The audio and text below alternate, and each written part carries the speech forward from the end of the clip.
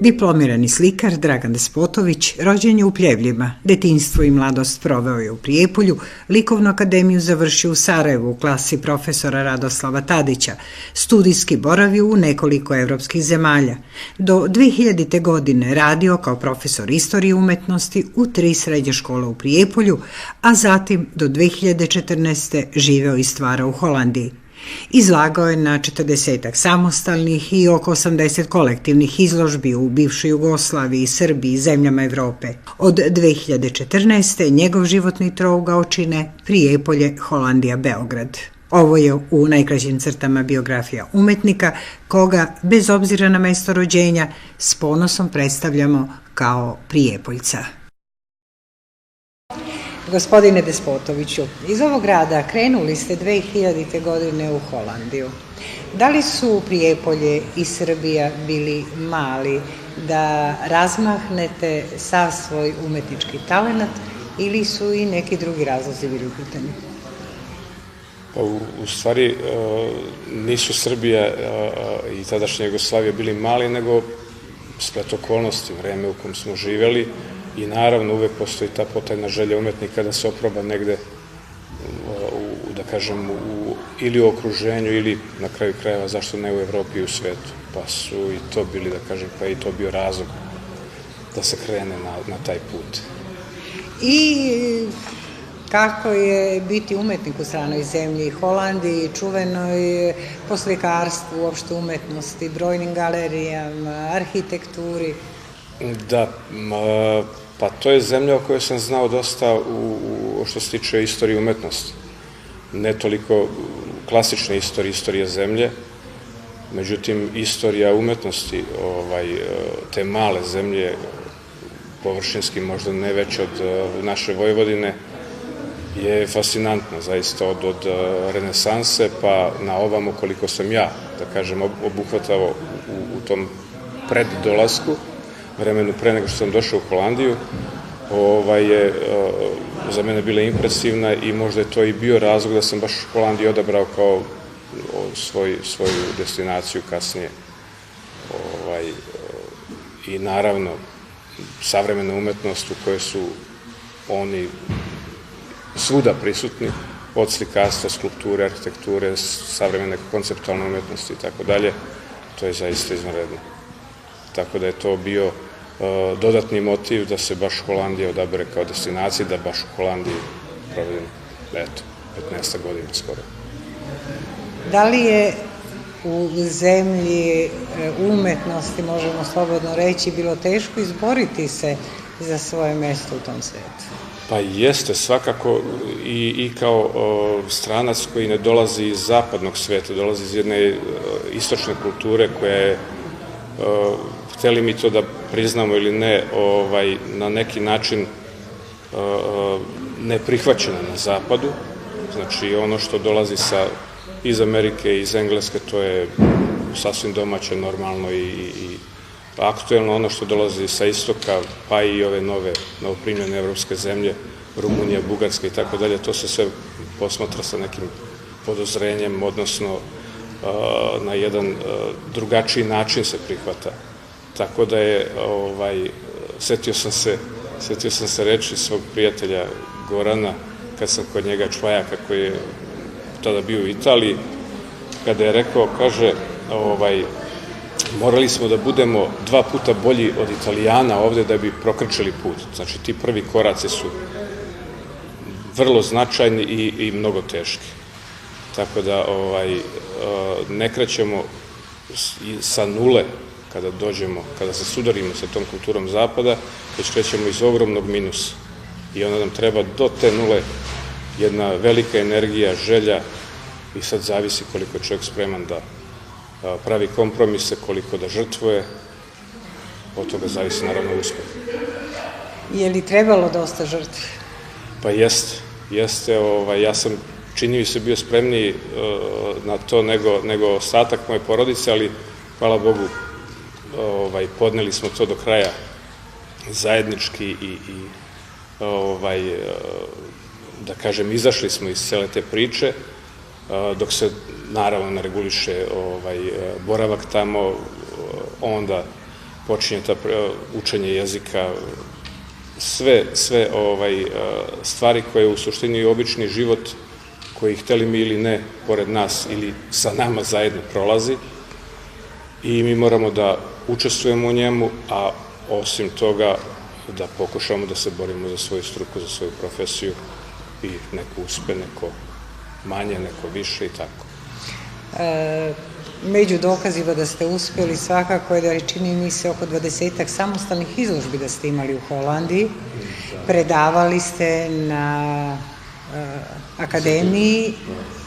Institutu Peter Bruegel u Fehelu i zadnje 2-3 godine u stvari u Bokstelu, to je na 6 lokacija se nalazi taj institut, pa jeste, radovi su u stvari nekako prokrčili ili možda čak i pomogli u rešavanju cele te situacije i dobijanja papira, boravka i tako dalje, taj moj angažman tamo, tako da je trebalo dosta, da kažem, muke i truda da se dokaže čovek, da kaže, jer Evropa je i sada zapljusnuta velikim, mnogo više nego tada, talasom izbeglica iz Azije, tada su nažalost dolazili iz ovih krajeva i onda su ti filteri, čini mi se, bili jači za te naše ljude odavde, morali da se dokaže ko dolazi, zašto dolazi, šta može da pruži toj kulturi tamo, da li je to potrebno ili nije i tako dalje. Tako da, eto, mi smo uspeli, bili smo lepo prihvaćeni na kraju, da kažem, ali smo ipak odlučili da se opet vratimo ovdje. Šta je to što je naišlo na tako dobar prijem kod Holanđana u vašim delima? Ja sam se trudio u stvari da na jedan način razmišljanja i delanja u stvari, kako sam razmišljao i radio ovde, da nastavim i tamo, nezavisno od toga šta ću pronaći, šta ću videti u tom savremenom svetu. Pratio sam naravno savremena dešavanja u svetu. Holandija tu zaista ima izvanredne i svuda mogu da se nađu informacije, ali ima izvanredne savremene umetnike. Međutim, ja se trudio da nastavim sa svojim radom, sa ta doza originalnosti, koliko čovjek može da bude originalan ili spontan, je verovatno nešto što je bilo presudno u tom prihvatanju. Nisam se trudio da razmišljam na zapadni način, razmišljao sam i dalje na jedan istočnjački način, da kažem, ako to može tako da se nazove, sa dosta improvizacije, sa dosta, jer nas život u suštini nije mnogo mazio, pa smo onda bili prinuđeni da se snalazimo i za materijal za rad, i za motiva nam samo nije nedostajalo, toga smo imali u izobilju, tako da sam u stvari, naravno, u sudaru ili u upoznavanju tom direktnom sa kulturom Holandije, pokušao sam da dotaknem i tu njihovu istoriju, kulturnu istoriju, pa sam prvu značajnu izložbu sam napravio 2005. godine u Harlemu. Tu sam izložio nešto preko 100 radova i ona je lepo prihvaćena, mislim da je skoro pola izložbe prodato. Ona je trajala 3 meseca i nakon toga sledeće godine, 2006. sam napravio, da kažem, jedan malo veći proboj. Priredio sam jednu izložbu u Leidenu, u jednom malom muzeju, kući 17. veka. To je mesto gde je inače Rembrandt van Rijn rođen i to je bila Rembrandtova godina, kada su slavili njegovu godišnjicu. I onda sam ja s tim povodom u stvari napravio jednu omaž izložbu od svega 18 crteža, mislim da je bilo 7-8 crteža iz mog porodičnog albuma i replike Rembrandtovih slika koje sam uradio na kartonu, golf kartonu, običnom golf kartonu. To je tehnika koju sam ovde, da kažem, pronašao i počeo da istražujem. I to je na neki način bilo potpuno novo i na neki način mi je pomoglo da kažem, da se predstavim na sasvim drugačiji način od dotadašnjih umetnika u holandskoj toj publici, likovnoj i kritici. Rekli ste da ste se uspeli da oduprete tom nekom zapadnjačkom odnosu i stilu umetnosti, da sačuvate svoju originalnost, autentičnost. Kako biste paralelu napravili u slikarstvu konkretno, zapada i ovde na našim prostorima? Pa, zapad u suštini je potrošačko društvo koje svakako i u umetnosti traži materijal, traži robu, odnosno vidi robu. I mora konstantno, non stop nešto novo da se dešava, da se produkuje. U toj ogromnoj potrebi da se produkuje, naravno da se gubi kvalitet. Ne može uvek čovjek da stvara, ni Picasso nije napravio sva dela koja su umetnička dela, već ogroman broj je onih koji se čak ne mogu nazvati umetničkim delima. Tako da je to u stvari jedna, da kažem, potreba da se proizvodi ogromna masa, količina radova i da se konstantno traži nešto novo. Koliko novo možemo da napravimo u kratkom periodu, roku. Tako da su oni, recimo, sa tom konceptualnom umetnošću koja je mic po mic s polja ušla u galerije i muzeje, sada su prepuni muzeji, recimo, konceptualne umetnosti, koja iza sebe ne ostavlja ništa osim nekih videozapisa, fotografija.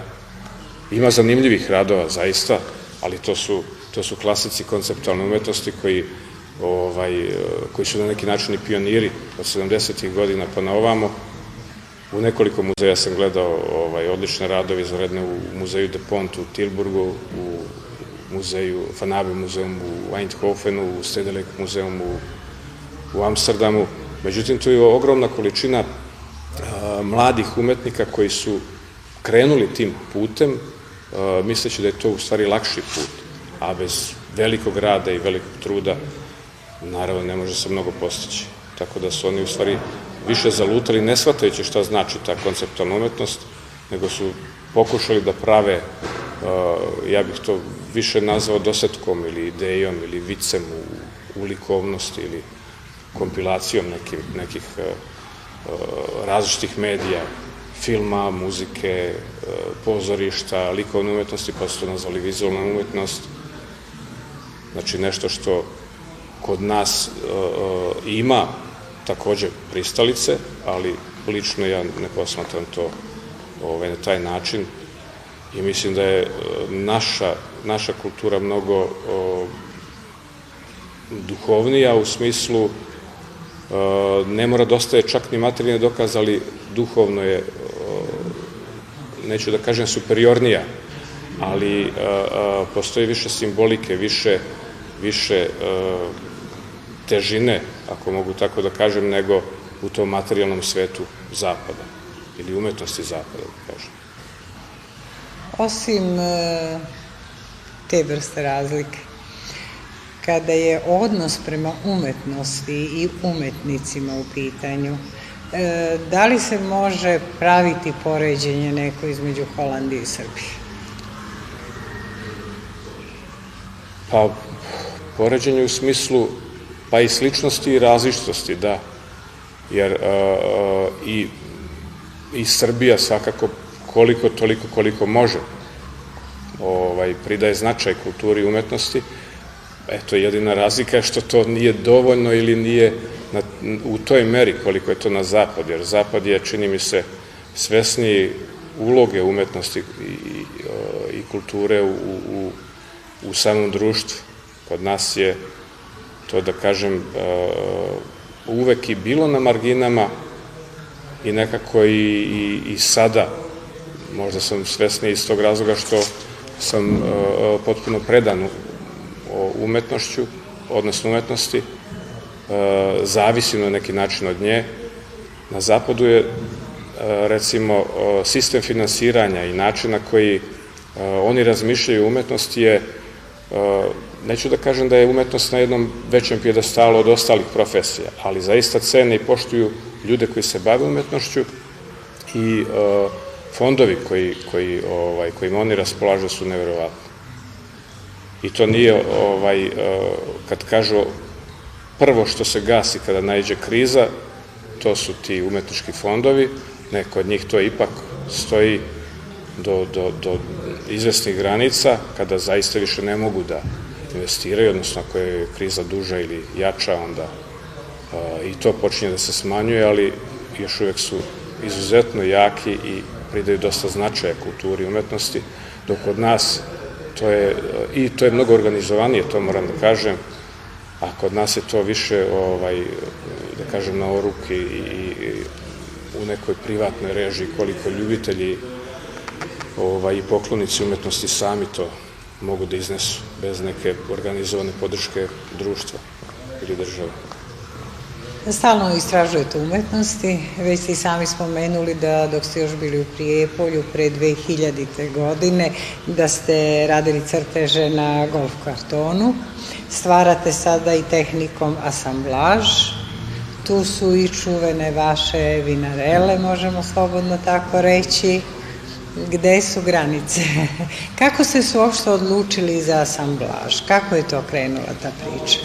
U stvari, mene je uvek interesovao materijal i kao deo rada i nešto što ima sam svoju poruku.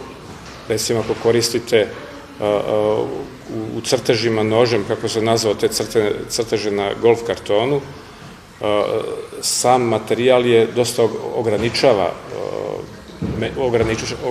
me, tako da on u sebi sadrži sivu i belu boju i imate talase. Meni je to bilo zanimljivo kao kada sam napravio prvi crtež i baš mi je predložak bila jedna fotografija, podsjetilo me na jednu crno-belu fotografiju, imalo je tu neku dokumentarnu nit u sebi. I onda sam nastavio u tom smeru, tako da ti crteži, recimo, konkretno podsjećaju na stare fotografije iz fotoalbuma, tako da sam motive prilagodio tome i to je u stvari ta iskorištenost materijala. A asamblaž sam po sebi je u stvari kombinacija raznih materijala. Onda sam tamo imao dosta prijatelja i susreta sa izvanrednim, zanimljivim ljudima. Upoznao sam jednog gospodina koji pravi violine i reparira violine. Pa je on, dopao mu se moj rad i onda je on meni stare violine i komade violina, u stvari tih gudačkih instrumenta koje je popravljao, donosio u atelje kao materijal koji mogu da koristim dalje. Tako da je nastala cela serija, odnosno 2 serije. Da objasnimo u stvari šta je asamblaž. Asamblaž je u stvari tehnika gde se može da bude dvodimenzionalni, može da bude trodimenzionalni.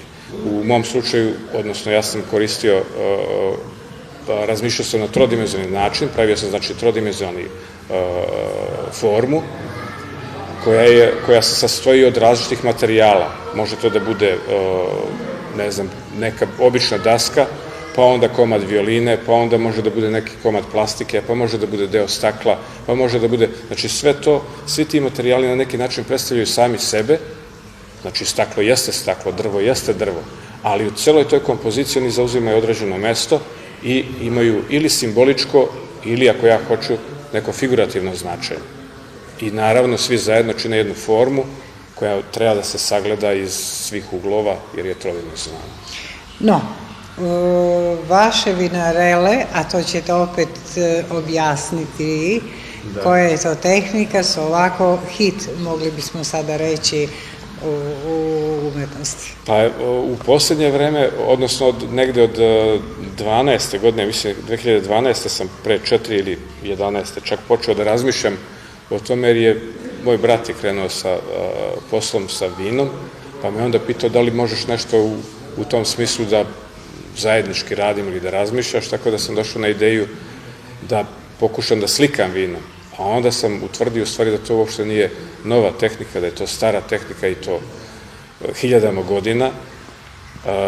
I ono što je meni bilo zanimljivo, ja sam pokušao da bar motivski tu tehniku prilagodim ovom trenutku, pa sam onda birao teme iz kafana, sa nekih proslava i tako dalje, ljude, portret je uglavnom bio motiv, tako da je to ljudima bilo zanimljivo. Postoji i ona druga strana, da ljudi vole da se vide, vole da budu na slici i tako dalje, tako da je i to bilo za njih fascinantno. Kaže, pogledaj, naslikao me vino, vidi kako to izgleda i kako prepoznaju. Ali koliko je komplikovano raditi?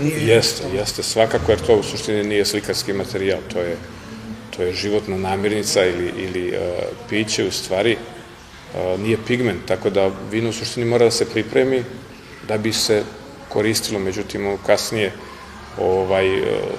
zbog hemijske reakcije kiseonika sa vinom, on oksidira, menja boju, mada i to daje, onako da kažem, šmek i draž celoj slici. I na kom materijalu može da se radi? Pa ja sam probao uglavnom na različitim vrstama papira, akvarel papir, onda ručno ražnjen papir, tako možda jedno 15-ak vrsta papira.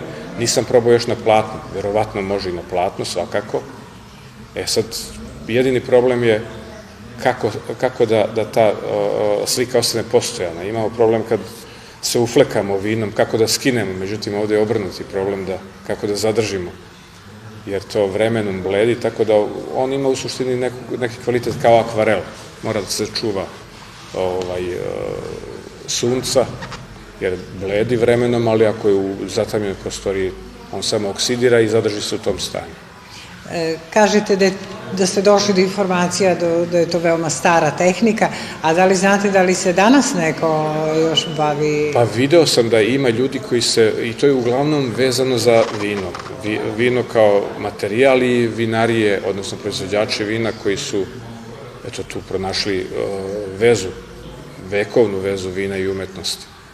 Tako da je sad, pre 2 godine sam izlagao, odnosno ne, prošle godine sam izlagao jednu seriju od 5 komada na festivalu vina u Šumadiji. To su bili u stvari 3 izložbe u Topoli, onda u Andrićgradu i 3. je bila negde u Beogradu, ne mogu da setim. I reakcije su bile izvanredne. I ima dosta umetnika, vidio sam u Hrvatskoj 4-5 umetnika koji se bave vinom. Onda ovde sam, mislim, jednu umetnicu vidio, ne mogu da setim sad ime, ali u svakom slučaju vrlo zanimljivo i možda treba i podržati. Poznavaoci umetnosti za vas kažu da svakim svojim radom ne istražujete samo prirodu umetnosti, ideju i formu, već da uvek je prisutna i zapitanost o tome šta je umetnost, šta je umetnik, ko je i zašto stvara. Da, šta je, na koji način je uopšte krenulo sa umetnošću i kako je taj kako je taj poriv uopšte kod čoveka postao, pa se vratim u praistoriju, sad kažem, toga se sećam iz predavanja, iz istorije umetnosti, kad je taj prvi lovac, naš prapredak, krenuo u lov, pa je onaj drugi manje sposoban možda da lovi ili počeo da crta ili slika već ulovljene, odnosno da naslika, da ulovi na zidu te životinje koje su trebale da budu ulovljene, to je u stvari neki naš praslikar ili praumetnik. Znači, iz te iskonske potrebe, ili možemo da kažemo čak i stomaga je naterao da počne da se bavi umetnošću, ali umetnost je kasnije izrasla u potpuno samostalnu, duhovnu deo čoveka, da kažem. Tako da ja na neki način, razmišljajući šta da sledeće napravim, razmišljam, nisam bez veze u ovom trenutku, u ovom sadašnjem 2016. i u ovim godinama i tako dalje, verovatno nešto što treba da odgovara i ovom vremenu, a ako Bog da to ostane i trajno i da to bude na korist, da kažem, opštu korist. Pa onda sam razmišljao i, mada nisam bio pristalica, da kažem, te angažovane umetnosti, ali shvatam da i ona kao takva može da postoji i treba da postoji. Kada spomenu ste angažovanu umetnost, može li umetnost i umetnik da utiču na menjanje nekih društvenih okolnosti, naše društvene stvarnosti i javnog mnjenja, javne svesti? Jako malo, ja mislim jako malo, ali svakako da nije bezazleno da se i treba da se čuje glas umetnika koji ne mora da bude uvek kritika, ali treba da bude prisutan, jer mislim da ti ljudi svakako na drugačiji način, drugačijim senzorima osjećaju sadašnjost i možda mogu da pomognu u humaniziranju društva na kraju krajeva. Ili su se umetnici možda, ne svi, ali jedan deo utopili u neki lagodni... Pa jeste, to je konformizam, jeste, to je nešto što i oni su ljudi od krvi i mesa, ali to je opet stvar, da kažem, principa, koliko su spremni da prave kompromise sa samim sobom, sa okolinom.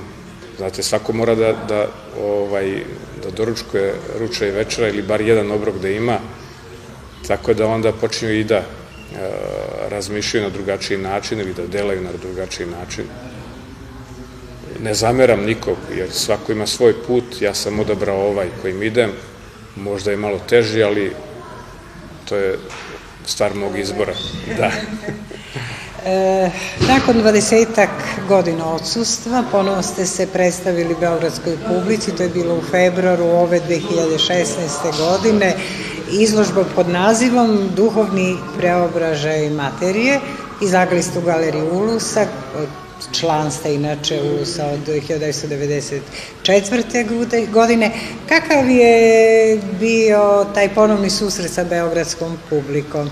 Kakav je osjećaj ponovo pred njom posle toliko godina izlagati i kako je publika prihvatila ove vaše nova dela i nove oblike i forme koje ste istraživali proteklih godina?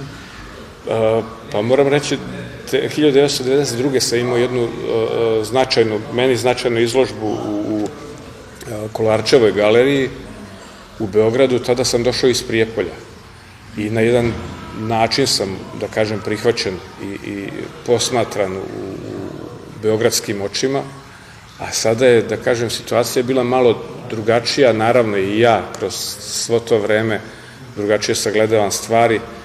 Moram reći da sam imao i malo treme, jer to je, mislim, prvo izlaganje posle 20 godina u Srbiji bilo, ali kad sam doneo radove i postavio u galeriju, već je sve to nestalo i taj naziv same izložbe je iz teksta Dejana Đorića, koji je pisao predgovor za katalog, koji mi onako, da kažem, gde sam prepoznao celu tu, gde je u stvari jednom rečenicom prepoznao ono što sam ja pokušao da kažem. Na koji način materiju privoleti da govori jednim duhovnim jezikom. Kako da jedna žica postane kosa ili, ne znam, muzika ili nešto drugo. Tako da je, tu je dosta, neću da kažem, doslednost tematska bila u toj izložbi, ali je bilo dosta različitih radova, bilo je i figuracije i apstrakcije, ali reakcije publike su zaista bile izvanredne, kritike isto. Eto, ja sam prezadovoljan, znao sam da moram da se opet pojavim pred publikom u Srbiji i mislim da sam to uradio na dosta dobar način u Beogradu.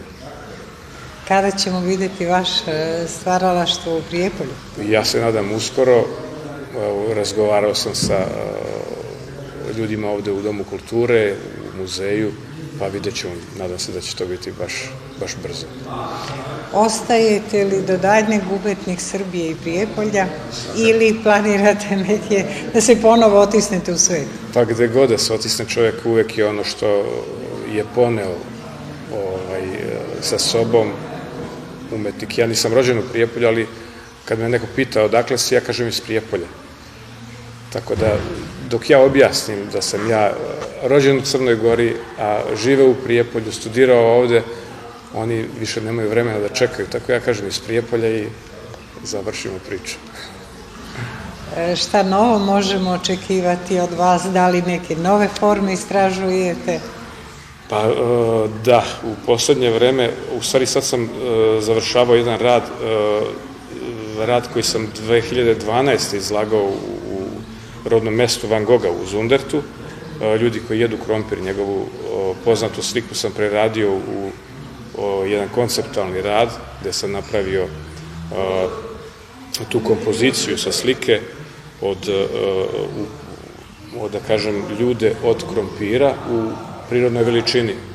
Negde oko 400 kg krompira je trebalo za tu kompoziciju i taj rad je dosta dobro prihvaćen u toj regiji Brabant, pa boga mi u Holandiji, a sada pripremam jednu video verziju, taj rad sam 14. izveo u aprilu i onda sam napravio jednu zatvorenu prostoriju i fotografisao sam taj rad svakih sat vremena, pa skoro godinu dana.